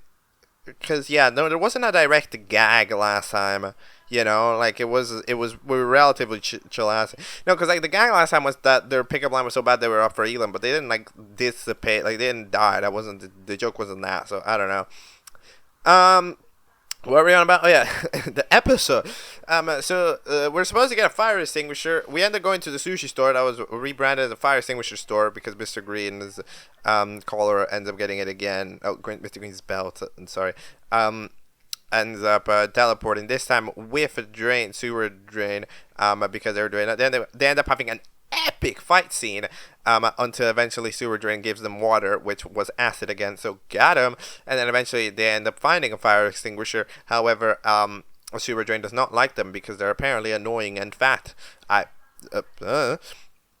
And then in the meantime, the tax return document, as the only other character, ends up going into a library and just stealing it, and they actually manage to sneak out with it. To be fair, okay, nobody noticed, apparently. To be fair, right, I mean, if somebody snuck out with a fire extinguisher that is not the type of thing to sneak out with, that the store will be the most likely to care about. But yeah, okay, fire extinguishers are important, you need to have them, right? However, it's one of those situations where it's like, it's not exactly what a store is selling, so they probably don't have, I don't know, you know what, I haven't ever, okay, you know, I don't know how stealing a fire extinguisher works. Can you do that? Like, can you just steal a fire extinguisher? Like, because, of course, you know, the thing at the front that does the alarm, that's for, like, clothes and shit, you know? But, like, if you steal a fire extinguisher, would that have the same time? I feel like it wouldn't. I feel like you could just leave with a fire extinguisher. But I've never seen a fire, like, seeing a fire extinguisher get robbed is not in the list of things I've seen before, right? So I just don't know. But, my presumption is that it wouldn't ring, because why would it be ready so that it would? But, like, maybe it did. I don't know. Yeah, I don't have the knowledge. But anyways, they're safe. And then Sewer Drain and Green Belt, one of them will be eliminated. The other ones will be in the finale, quote unquote. My prediction is, of course, Mr. Green's Belt should get eliminated, because Sewer Drain, like, the thing about Sewer Drain is they're kind of annoying, in quote unquote. However, they're like they're cool. They have this aura around them, you know. Like, even though they're not necessarily the most likable character ever, they have this kind of vibe to them where, like, you know, they're very bold character, right? And it's a very bold character, bold VA. So it's like you can feel it, right? Which is nice. All right, the time for the big old finale, which is titled, which episode? The big old finale, which is not the last episode, but it is titled The Worst Day of Mr. Snacker's Life. Okay, then let's go. And that is the temporary finale of Battle for Obama Hamburger. So, we end up having a couple of things. So we have a renewed intro. It's actually a big old intro. It's 1 minute long, since the start to finish, which is quite a while. We end up getting every single character to have ever shown up in Battle for Obama Hamburger in this intro. With another fella of music. So, I don't know how to best describe it, but like, the music choices are good in this show. However, they don't match the vibe. Like, even this song, it feels way more sinister.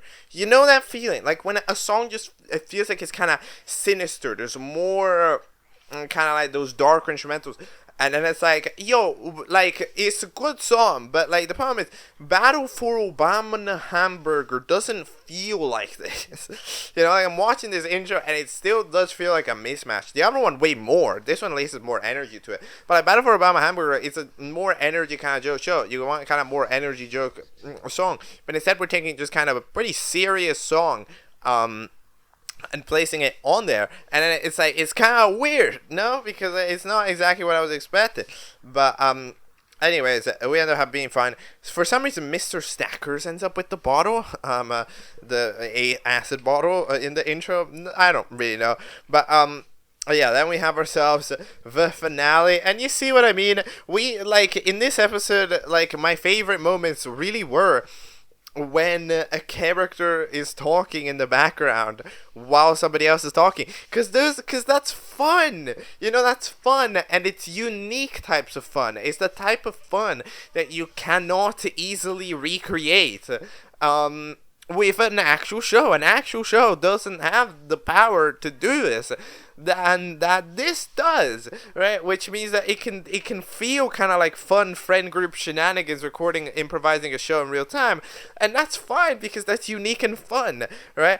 So, like, having having Fire Extinguisher just like in the background, just like cheering, and then you can see them in the show as well in the background. It's like, it's cute. I like it, you know. That's an enjoyable little thing that I'm seeing, and it's like, yes, that is one of the powers of the way that this show gets made. And I feel like we need to take all of the advantage that we can get out here, because I mean, like, it is something, all right. So yeah, we ended up having, actually, surprisingly enough, Super Drain ended up getting eliminated. They got, like, beat up, and then they got shot. They got mauled in this episode. There's not much to say about it. Hey, to be fair, they finally got karma for all of their cringe.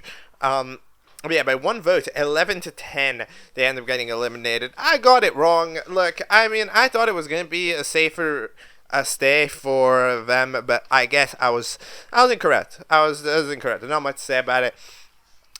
To be fair to them, they were mean in that episode, right? Because they like, both murdered the belt, Mr. Green's belt, by giving them the acid again, and they also called the fire extinguisher fat, which, like, I mean, they were mean, so if any episode was gonna have them get out, was that one. But you see how they're, like, there's still a lot of people who liked it, because they got, oh my god, because they got really close, right, so, like, in general, I think it's a valid prediction. Mr. Green's personality is more so just the personality of just meandering. It's like you start saying words, and then you just continue saying. It's like the sentence never ends, right? So it just feels like it never makes any sense. But yeah, Mr. Stackers comes back, and then it's like, yo, I was in the show, right? So yeah, I was sick. But then, no, you're kind of eliminated. So then they try escaping, but the challenge ends up being catch him, catch Mr. Stackers now. First to catch him wins the show. They go over, and then they do that. The first person to find him with Mr. Green's collar, who finds him on the tree, they skedaddle. They end up hiding in the secret bookshelf compartment of the library, which obviously the document ends up finding. And then they end up leaving again. They end up escaping again, and they have their new hiding spot, which is literally in the open. Because, sometimes the most literally, where literally nowhere, sometimes no hiding spot is so surprising that you'll see it, that they won't notice. But no, in this case, they do notice. So Mr. Green's belt ends up successfully catching them 2-1, and that means that they win the show. Good job, Mr. Green's belt. Woo!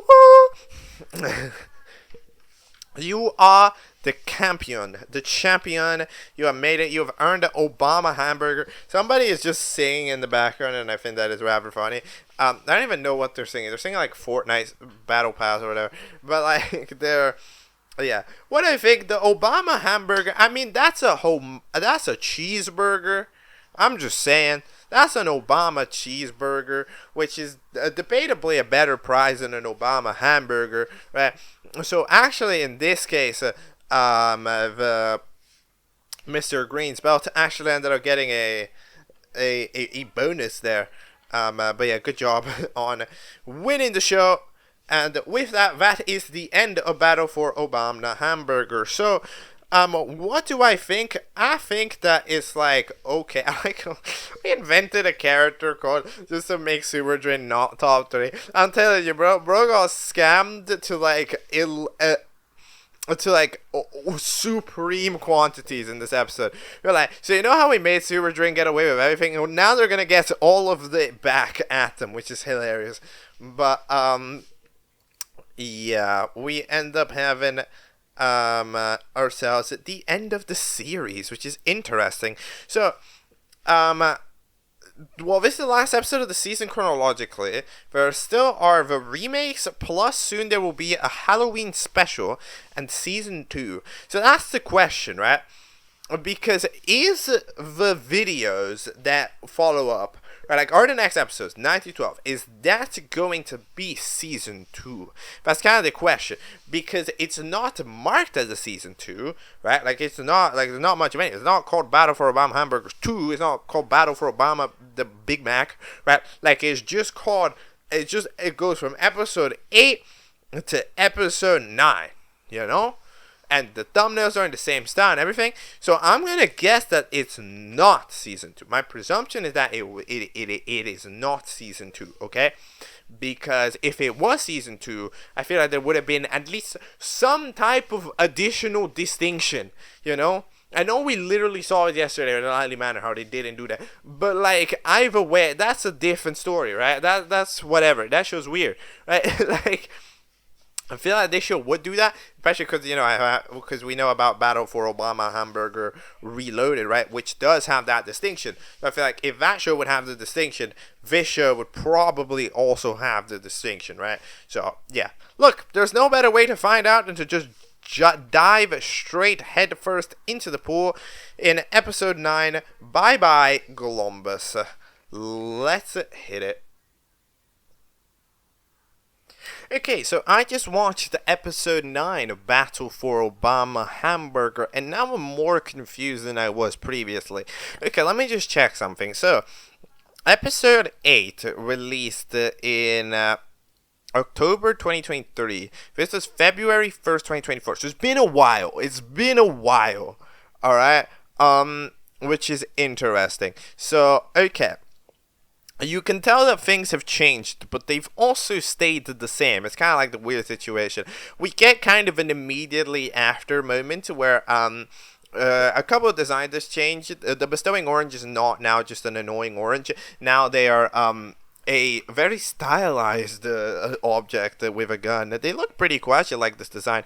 Everybody has had a mild design tweak. Why? Because there's just been a general art style tweak. So I don't know what makes it look like this, okay?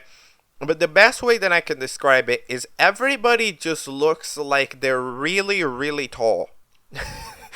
Does that make sense? It just looks like everybody grew by like a significant margin. You know, everybody just got way tall. Look at Textbook. How tall are you? You are not this tall. Look at your legs. Look at your legs. That's like a 5 meter. That is so much leg. It's like, bro, like, I don't know. These characters they've just gone tall.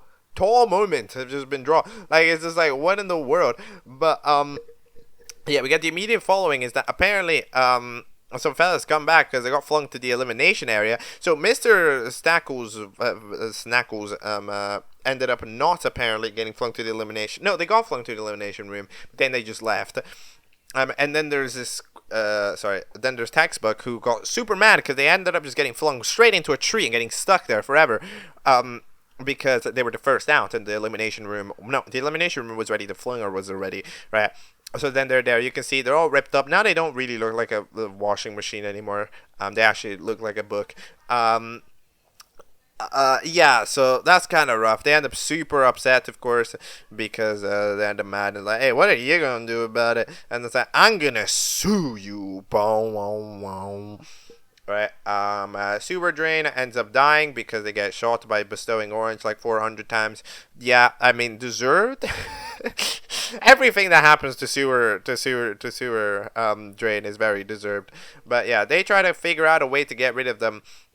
They don't, so Mr. Green's Belt ends up just teleporting away with them, and dipping. Even though, I mean, they could come back, so I don't think it's really a sacrifice. They recover sewer drain, and then we end up leaving. We end up having a random fella come up that's like a weird ghost fella, and then right as a couple of people show up. Yeah, that's true. A couple of people show up, and then the episode just ends, just at random. It ends. I don't know.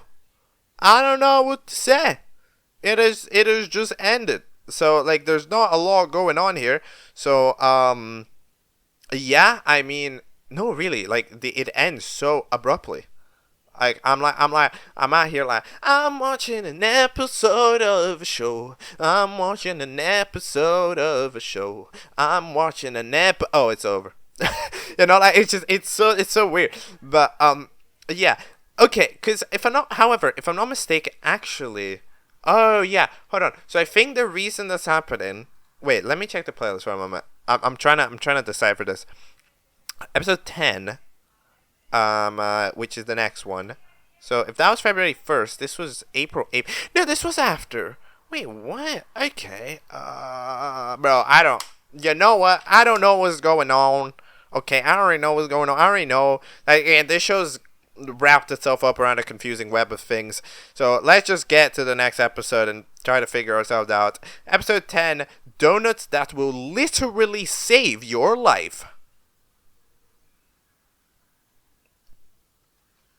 Okay, so yeah, and okay, I don't know what's happening anymore. So like we're kind of continuing the show, all right? In the way that we're not really continuing the show. I mean, we are, but we're not doing anything. We're doing a load of whatever, right? Like, we're just kind of progressing for the sake of progressing. You know, like, there's no grandiose purpose to what these characters are currently doing, right? Like, oh, the fellas are going to look for the waterfall, and now we get to see them going along the waterfall, you know, and then there's the fellas too that teleported away, so now we get to see them figure out, right, and they do some weird thing about rejuvenating a throat or whatever, right, and instead of a lawnmower, and it's like, it's fine, you know, I don't mind it, it's just, it's weird as an episode, right, because, like, why? These are episodes, dude, this is, like, progression. Right, and it's like in this episode, it's like nothing actually happened. Nothing actually progresses that much, you know. Like, I mean, I guess the orange technically, I think, dies or something, and then are now extremely tall. Mr. Green's Bell does that, so I guess they do that. And now they found the map to eventually go to the waterfall. But you see, like this feels so much more like a short than it does any type of finished episode, because like it's an episode of what like what is the plot line? You know, like there doesn't feel like there is one. It feels like we're lost the time. Also, what do you mean BFOH 2 is coming out this week? What, the second episode of BFOH, the series? What? Since what? I'm sorry, I do not know if there is a BFOH. Okay, no, wait, what? Okay, no, that I got mega shook. What? What is that? Because I think there was a cancelled remake. No, there was a cancelled season 2. However, that was BFOL. And then there's a remake, there's a reload that's called BFOHR. So what the hell is BFOH 2? What is this referring to? What are we on? What are we on about? What? I am so lost about what's happening in this series. But anyways, one of the funniest bits is like this intro playing every time. The full 1 minute long intro that was made for the finale, because it's so unbelievably over serious. Because like for a finale, it's like, okay, cool, it's the grandiose intro. But like now we're just playing on episodes that are 2-minute songs. Like, bro, what are we on about? If it goes, actually, like, I've been complaining about it, but I actually do like the episode. Like it was fun. I like the gag of they switch so constantly that the narrator gets bored. Right, one of them being like a super stupid like troubleshooting thing, and the other one being like an epic battle. Right, so they have such so like this what they're switching between. They have such varied levels of importance. Right. So that's kind of funny. I like the lawnmower joke that keeps happening. Like, oh, yo, I found the map, and then it's like, no, you just set up the lawnmower. Like, that's good. Like the joke, like the gag is actually quite good. You know, like that's not the problem. The problem isn't that. The problem is just like, why is this not a short? You know, what are we building towards here? Because I'm not catching the drift, basically. All right. Yeah, I'm not catching the drift. That's basically what I'm not catching. Because other than that, yeah, you know. All right. Next up, I guess whatever.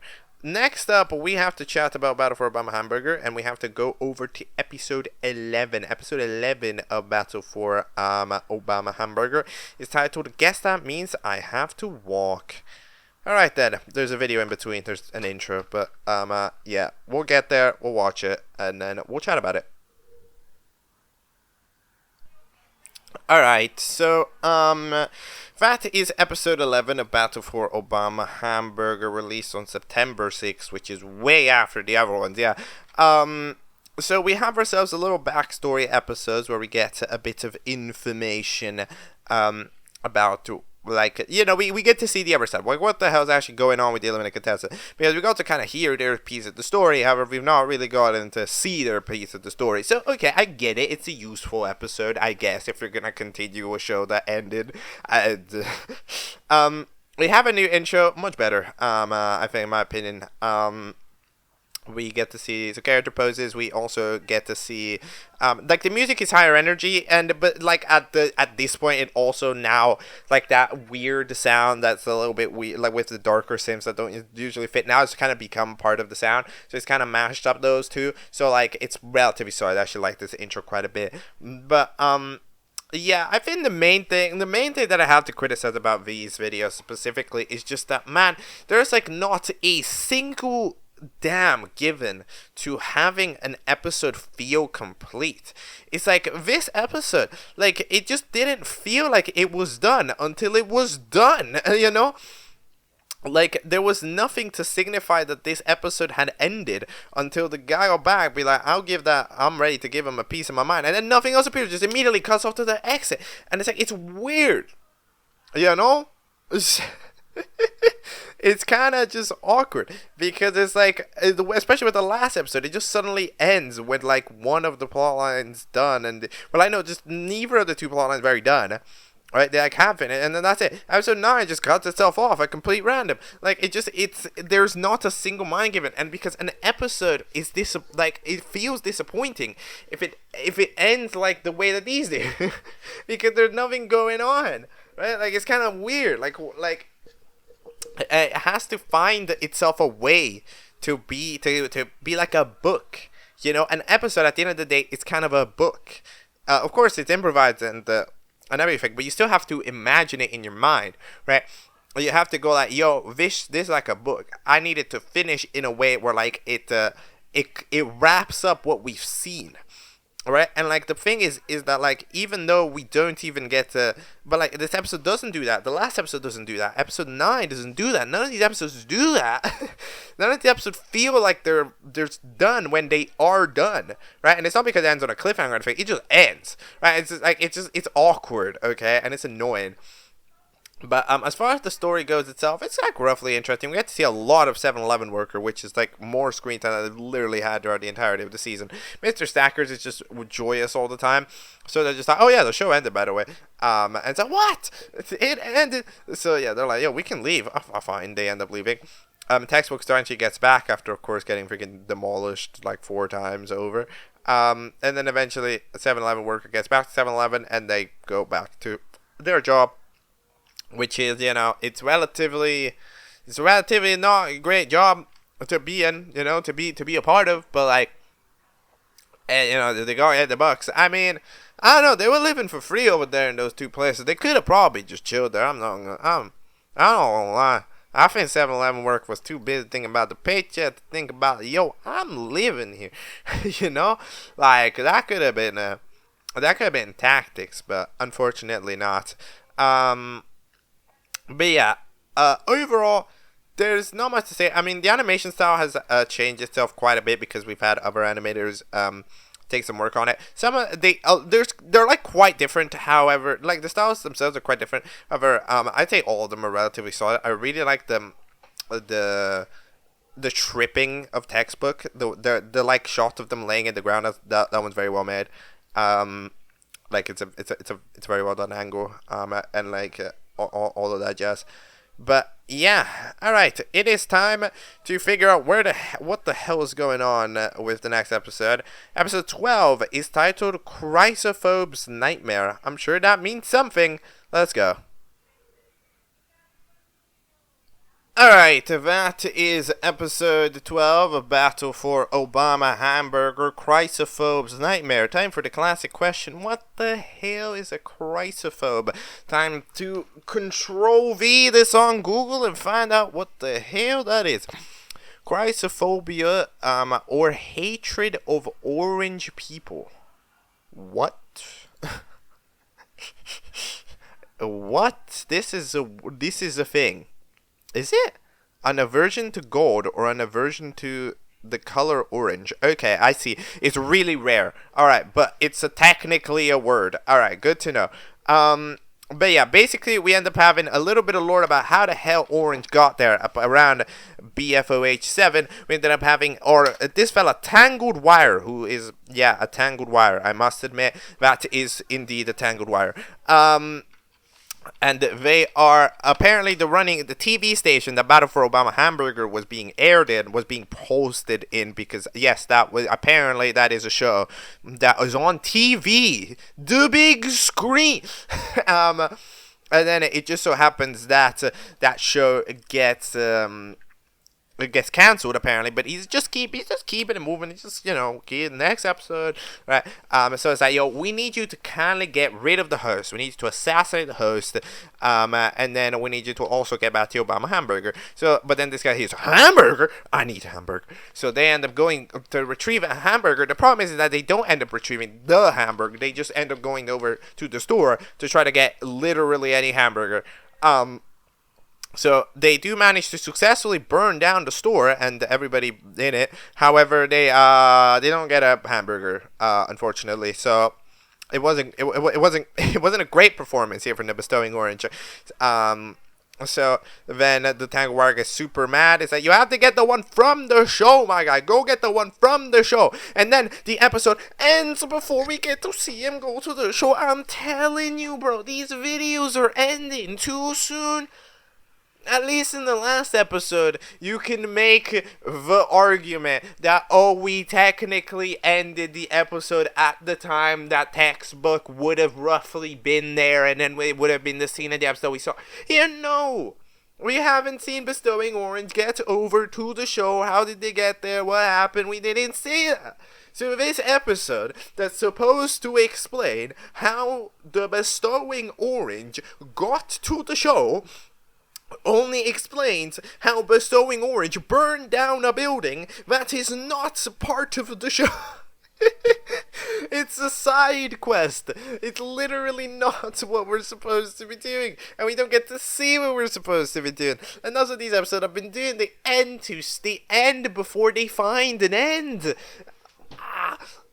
Am I dumb? Am I doing a stupid right now? This feels like I feel like I'm being too extreme right now. Because it's like, bro. It's like, brother. Come on. Whatever, bro. I mean, again, the thing about all these episodes, you need to understand, they're good. I like the scenes in them. I think the scene in episode 1 is good. The scenes in episode 1 are good. I like the interactions. The scenes in this episode, it's fun, right? Same thing goes for episode 10. That's also a fun back and forth. I just get disappointed because it's like, it'd be a really good episode if it just found itself a way to end in a satisfying way. But none of them end in a satisfying way. They end abruptly. And that's like annoying. Because I'm here sitting and watching a good episode and it abruptly ends. It's like if you're watching a movie and then randomly like in the middle of the movie, it's like imagine if they took a movie, right, and they turned it into a TV show. However, the episode transitions are the most random scene transitions ever, like in the middle of the story. That doesn't make any sense. Yeah, that's what this is like. Okay, and that's annoying because like the TV show's good. It's just why is it ending at these moments? It gives a sour taste, right? But all right, I have no idea. So this was released 8 months ago. There's technically one more thing that we have to watch. The 35 seconds long, released like 4 days ago. Which is interesting enough. I think after the request that I got to watch Battle for Obama Hamburger. So this is just lucky. But there's not much I can really say. Okay, how about this? Since it's really new, I am gonna cover it. So like I'm gonna show it on screen. So what I'm gonna do this very quickly. It's 35 seconds. I'm gonna watch it and I'll be back and then we'll give the general conclusive chat about Battle for Obama Hamburger. Right? Okay, give me a moment. So what this is a short that is a preview to a short that was supposed to release on Christmas that didn't even release on Christmas. When was this? The 25th. Wait, what? You released a short that says that the short that you didn't manage to release on Christmas was releasing on Christmas Okay, you know, what is happening? This show makes some questionable. I'm getting up from the chair. I'm getting up from the chair. What in the world? Okay, let's chat here about Obama Hamburger for a minute. This show is interesting, okay? It comes in with kind of this different style. Like, it comes in with a gimmick, right? It starts off here with a gimmick, but then the thing about the gimmick is that we end up slowly kind of phasing out the gimmick from the idea. This is a thing that we actually notice quite a bit in shows that start off with a gimmick. You'll notice, right? As more episodes pass, we try to sort of hide away the gimmick and start going more towards just trying to be a show. And I feel like that's what this was also trying to do, right? Like, it tries to roughly ride the wave away from being improv show made by people at school lunchtime, right? And more so just like a show, because basically it does more effort to hide away what it is, right? Primarily, which is interesting. I think that it does a good job. I think that this show has the type of humor that I enjoy. So it was personally an enjoyable experience to watch it. I enjoyed nearly every episode. I'm gonna be honest. Nearly every episode I enjoyed. They're all relatively fun, and it was a good experience. I personally like this. Okay, I like this season. Now, first of all, I know that I've not watched everything that there is to watch about Battle for Obama Hamburger, because the problem is I have no idea what I'm supposed to watch. Like, genuinely, even if I wanted to watch the other things, I just don't know what they are, because there's like a reload that's non-canon, and there's a season 2 that's cancelled, and there's a mini that matters but also doesn't, and then there's like another short, and then there's a remake that's not the reload that's also cancelled again, and it's like, wait, what? You know, it's like that situation. Basically, this show, it needs to sort itself out. All right, like, this is from me to you, alright? I was trying to figure out how to watch your show, and I've watched a season of your show, and I still don't know how to continue watching your show. You know, like, there needs to be a guide. You know, and it's like there needs to be an explanation somewhere, being like, this is what you gotta watch to then understand what that thing, like, what are the recommendations, what is the plot line that I'm supposed, like, how do I follow this, right? Because like it ends up being a super confusing, because it's gonna be, as far as I'm aware, I think the other things are like a web of continuing and then retcon and then remake and then retcon the remake, and then the original one's canon now, but not in this show. Now it's canon in the other one. So like episode 4 of this show is not canon to this show, even though episode 5 it's canon to episode 5, but it's not canon to the episode itself. It's actually canon to the remake of To Reload, because it's in there but it's not in here. It's like, you see how that doesn't make any sense. Like, like, it's just confusing. That it's enjoyable. I find it unfortunate that these last few episodes, they really did feel like they ended abruptly. They could have really used an additional minute to like properly wrap up the present, right? They put the present in a box and they forgot to give it the wrapping. You know, it's like it's unfortunate. But other than that, it's enjoyable, and I have no idea what the current status of the channel is. I mean, of course, but like this video released like 4 days ago. However, like episode 12 was 8 months ago, and I don't know if there were necessarily anything else planned. I don't know what we're doing specifically happening. I think there's like another show, maybe. I don't really know. There's like a show that released yesterday, maybe that like okay, I'm saying maybe because I don't know what. Basically, I don't know what's going on in this channel. Okay, this channel, I'm looking at it. It's a bunch of intros and episodes and stuff that I don't know what it is. I don't know what's connected to what and what is this and what. Right? It's just a confusing channel layout, right? Like we need to have some better organized playlists. We need to have some sort of explanation. Okay. And yeah, and if there already is one, and I just didn't find it, then I'm stupid, and that's okay. But you gotta tell me, okay? Because otherwise, I don't know. Yeah. Anyways, I think that's all I can realistically chat about the battle for Obama Hamburger. And I believe that is all that I'm gonna chat about for today's episode in general. So let's go over, do ourselves an outro, and close off shop for the day. Badum. No, it actually isn't the outro, because there's one more thing that I want to take a look at that I should have taken a look at, but I didn't, because I didn't know that it existed, because I have not been paying enough attention, okay? And I should have been paying attention, but I've not been paying attention, which means that I am dumb, okay? Don't worry about it. We have successfully managed to think it through, and we will be getting to this show. So the show that we're on about is Battle for Rafflesia, which is a Malaysian object show that released about 9 days ago, which means that presumably it is in Malay, the language. However, it apparently has English subtitles, which we will use to read it. We have had previously some international shows, and I have been able to watch and everything. So we're gonna watch this because I was supposed to watch it. I think it makes sense to put at the end of a video because, like, I'm not the most. I wouldn't be able to give a very good opinion of it, anyways. So put it here, kind of near the tail end of a different video, and we're roughly all right. So. Let's do ourselves the show. I think in Malay. This is do I even try? Should I try? Should I try saying the name? Pertarungan untuk bunga Rafflesia. I'm gonna see how they actually say it, but we'll find out. We'll watch it. It's just one episode, 6 minutes. Let's watch it. Let's talk about it. Alright, so that is episode 1A of Battle 4. I mean, the show said, the way that the characters in the show say it is Rafflesia. So I'm gonna say Rafflesia, okay, and I hope that I'm not butchering it too bad. So that's episode 1 of Battle for Rafflesia. What interesting art style, isn't it?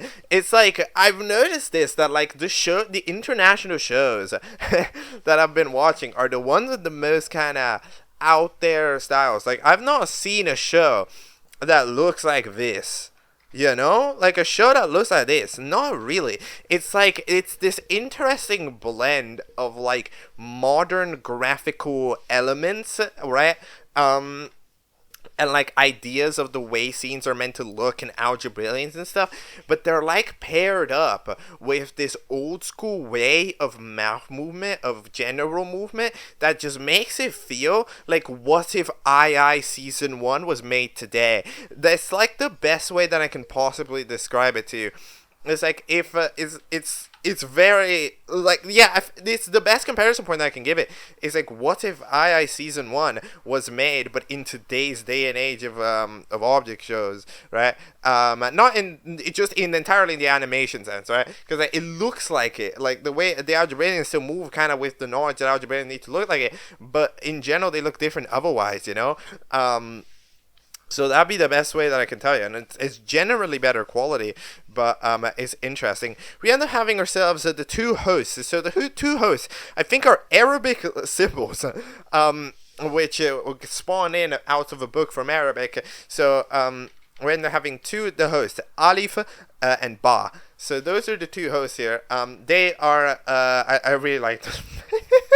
I really like them. They're very, they look cool. Okay. As far as Algebra is concerned, they look pretty solid. They don't seem they're very like, they're also interesting because like I've also always been a fan of algebraians that aren't just like super mean, right? And they aren't really super mean. They're like relatively excited. They're just kind of running the show and everything. They have an interesting budget because they don't actually seem, however, despite having algebraianistic qualities to them, they don't seem to necessarily have too many algebraianistic powers to them, right? They seem to be relatively grounded within the earth. And I mean, if I'm not mistaken, there's literally an algebraian in the cast. It's like this weird mirrored two guy.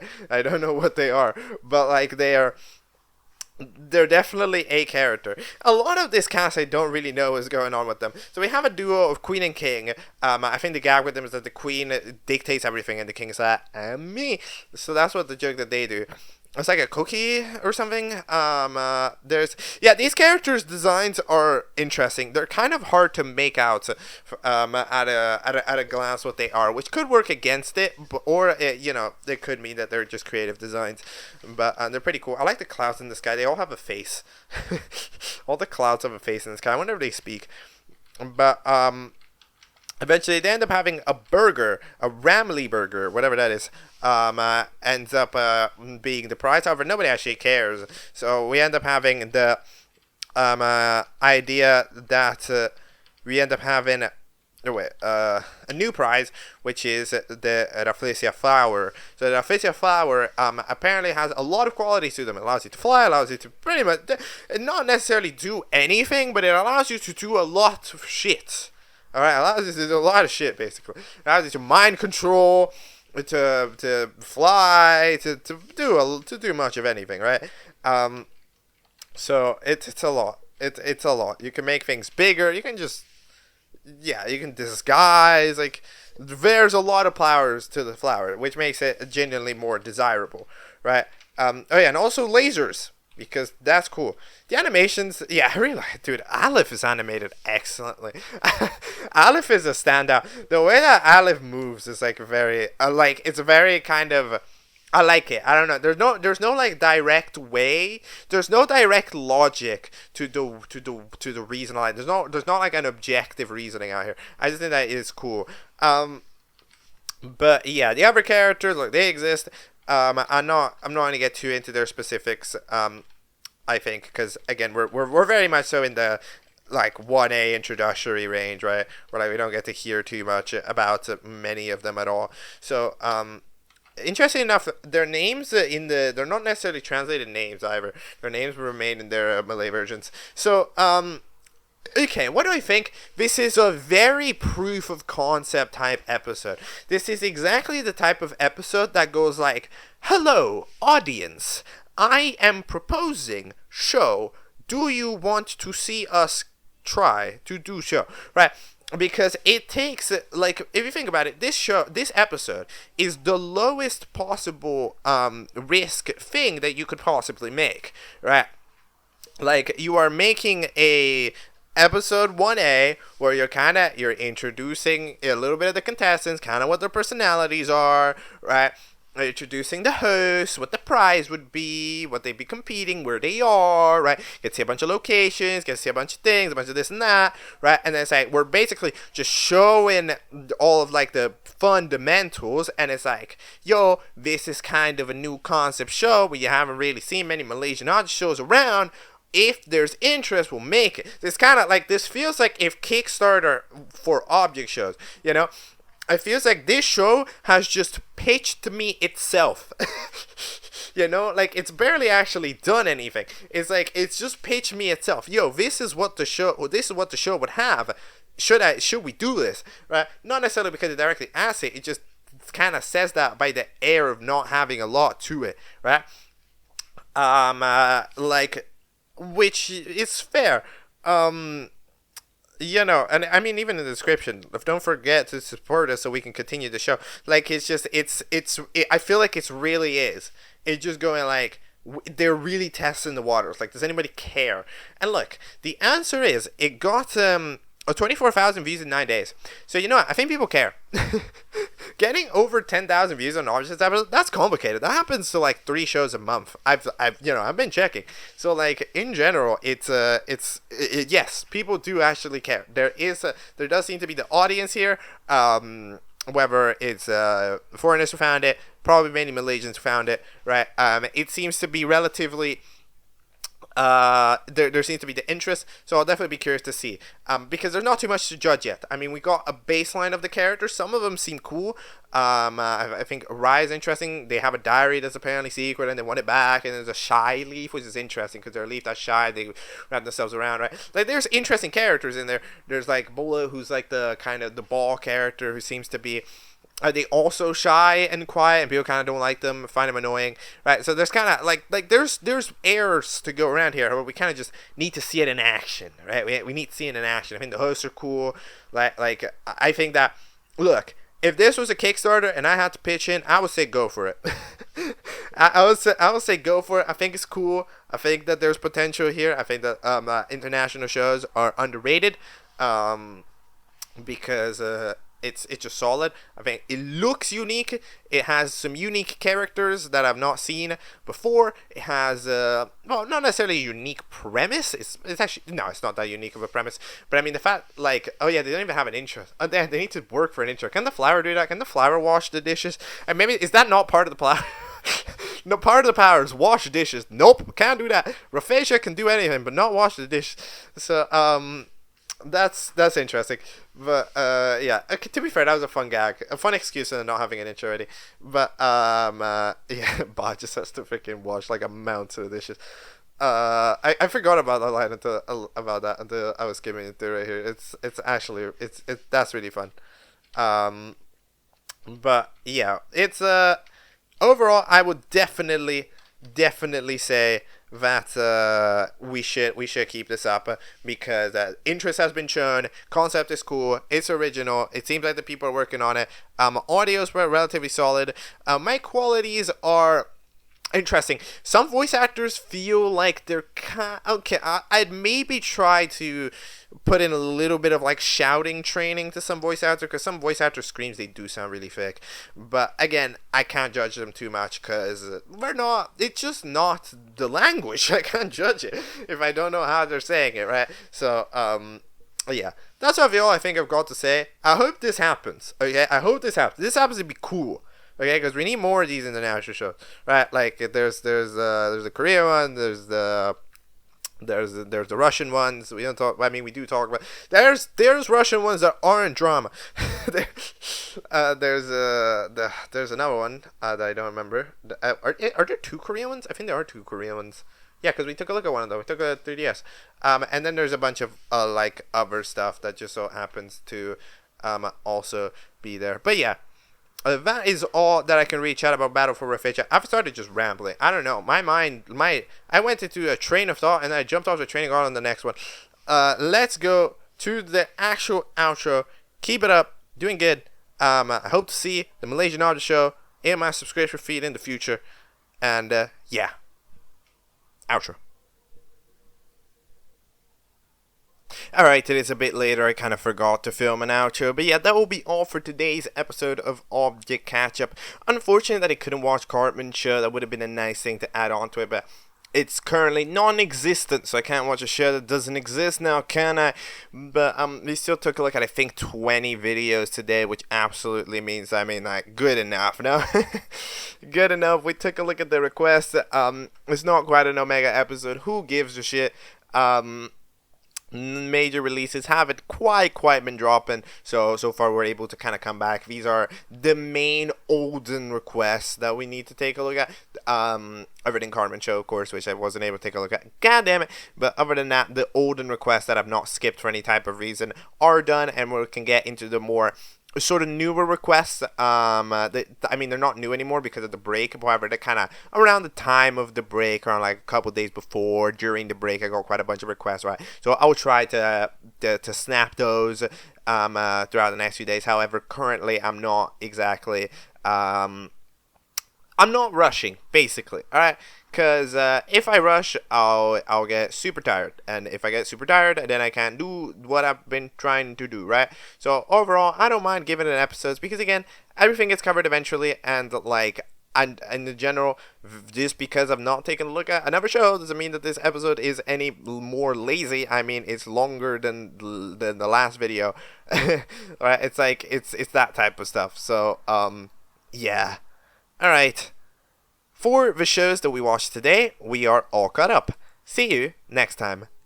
Well, I mean, we're not actually caught up for Obama Hamburger. Whatever. We're mostly caught up. See you next time. Goodbye.